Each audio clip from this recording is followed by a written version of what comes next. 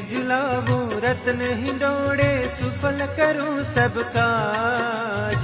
छेल झुलावूं रत्न हिंडोड़े सुफल करूं सब काज। सुफल